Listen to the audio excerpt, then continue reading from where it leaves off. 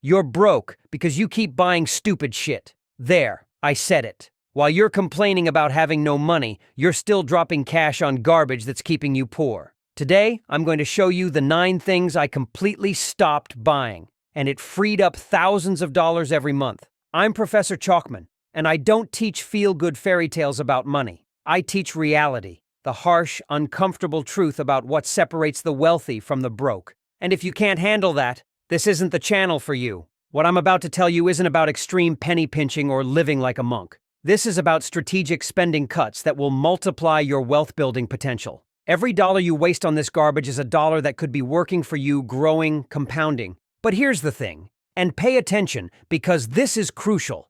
I'm not against spending money. I'm against spending money on things that make you poorer. There's a massive difference between investing in yourself and throwing money into a black hole. If this sounds like the financial reality check you've been avoiding, hit that subscribe button right now, because I'm about to save you thousands of dollars in mistakes you didn't even know you were making. Number 1. Books you'll never read again. Reading is not optional if you want to build wealth. Your knowledge is the one asset nobody can steal from you. When everything else crashes, when markets tank, when your car gets totaled, your brain and what's inside it stays with you forever. But here's where people screw up. They think they need to own every book they read. Wrong, dead wrong. I keep my absolute favorite books, the ones that changed my life, in hard copy on my shelf. Everything else, I either get it on Kindle or rent it through my local library. Same knowledge, fraction of the cost. My little sister Sarah learned this the hard way. She was spending $300 a month on books, thinking she was investing in herself.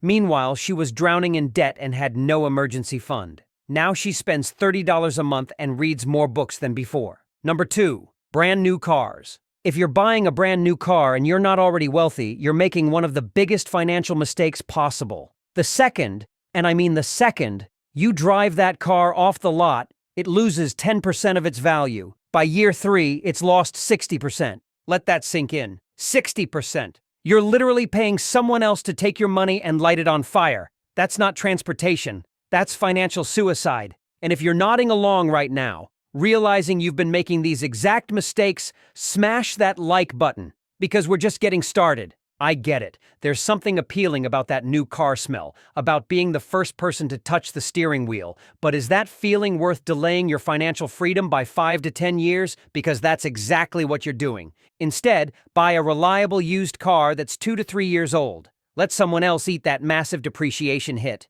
Use the money you save to invest in assets that appreciate, not depreciate. Number 3, souvenirs. Travel is one of the best investments you can make. Experiences, memories, expanding your worldview, these things are priceless. But buying a shot glass from every city you visit? That's not preserving memories. That's cluttering your life with overpriced junk. I live in a small apartment. The last thing I need is my space filled with trinkets that remind me of places I've been. You know what preserves memories better than any souvenir? A journal. I've kept a travel journal since the early 2000s. Every trip, every experience, every lesson learned. It's all there. And when I read through it before making this video, it brought back more vivid memories than any keychain ever could. Number 4, the latest and greatest upgrades. Technology companies have mastered the art of making you feel like you need their latest product. But here's the reality. The rate at which new technology comes out far exceeds our actual need to replace what we have.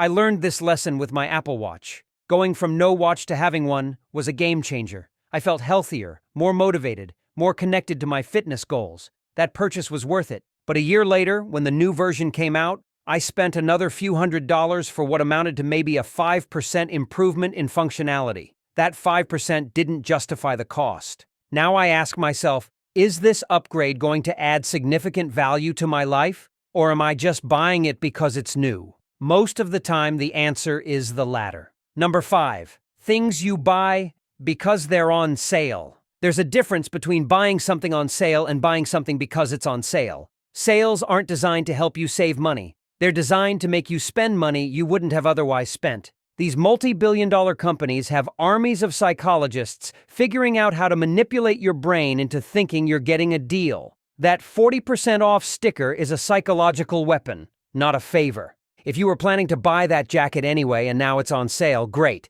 you saved money. But if you're buying it because it's marked down, you just lost money. It's that simple. Number 6, investments you don't understand. This isn't about buying physical items, but it's about where you put your money. And it's crucial. Too many people throw money at investments they don't understand because someone else told them it was a sure thing. Crypto, individual stocks, complex derivatives. If you can't explain it to a 10-year-old, you shouldn't be investing in it. Even if you have a financial advisor, you need to understand where your money is going. Your financial advisor doesn't care about your money as much as you do. They can't. It's not their future on the line.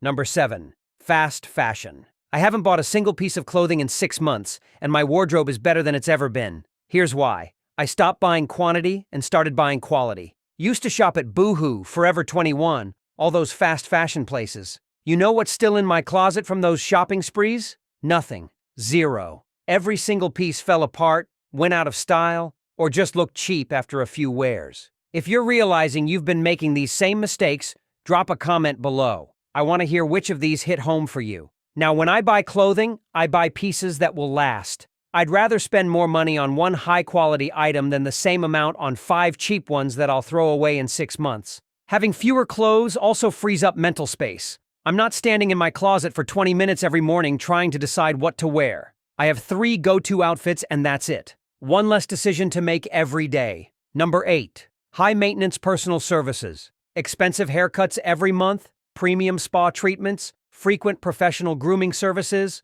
It's all too high maintenance, and it's bleeding money from your bank account. But it's not just the money, it's the time. When you're sitting in that chair for 2 hours getting pampered, you can't do anything else. You can't work, you can't learn, you can't build wealth. So you're not just paying the price of the service, you're paying the opportunity cost of that time. Now, I don't think about everything in terms of dollars and cents. Time with friends, family, experiences, that's invaluable. But paying someone premium prices for services you could do yourself or get done for a fraction of the cost. That's time and money you could spend building your future. Number 9, obligation gift giving. This Christmas, you should be signing up for what I call a prenup, as I did many Christmases ago. A no unnecessary presents pact. We're going through a cost of living crisis, the longest recession in decades, and people are still spending money they don't have on gifts people don't need.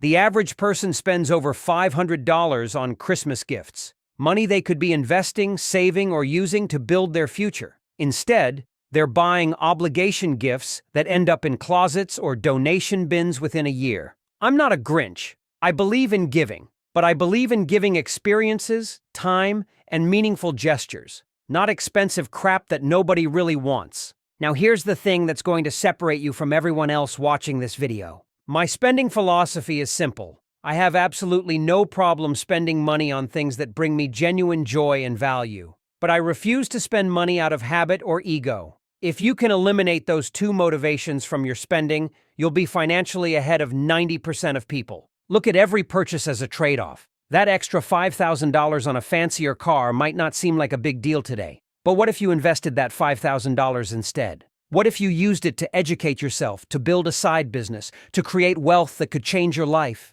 Is the temporary satisfaction worth sacrificing your long-term financial freedom? Because that's exactly what you're doing. Comment below and tell me which of these 9 things you're going to stop buying. And don't give me some vague answer. Be specific. I want to know you're actually paying attention. Now for your homework. I want you to go through your bank statements from the last 3 months. Find one purchase from each of these 9 categories that you regret. Add up what you spent on stupid shit you didn't need. Then comment below with that number. Don't lie to me, don't round down, don't make excuses. I want the raw, honest total of money you wasted. This isn't about shaming you. It's about waking you up. That number represents how much closer you could be to financial freedom if you'd made smarter choices. Here's your final reality check. Every dollar you waste on this garbage is a dollar that could be earning you money while you sleep. Every stupid purchase is a choice to stay broke just a little bit longer. You can keep making excuses, keep buying things that make you poorer,